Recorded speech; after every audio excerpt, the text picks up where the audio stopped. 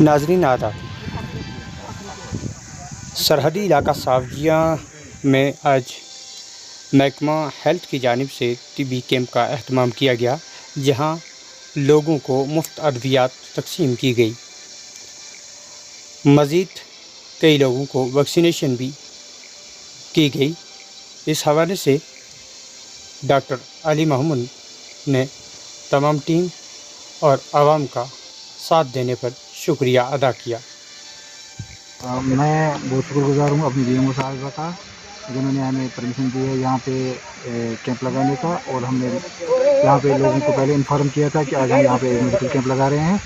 इसमें free medicine के साथ साथ हमने कोविड वैक्सीन भी कर दी है। और मैं यहाँ के नौजवानों से गुजारिश कर रहा हूँ कि जो अभी भी छूटे हुए हैं, जिन्होंने अभी वैक्सीन नहीं लगाए हैं, वो जमा हो जाएँ और लोग दर लोग आके वैक्सीन में हिस्सा ले और वैक्सीन लगाए।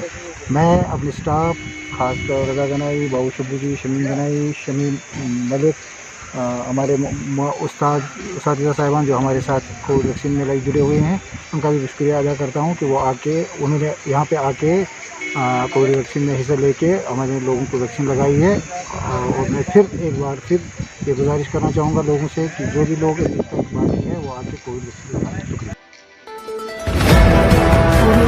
मंडी के तमाम करवाला इलाका आज और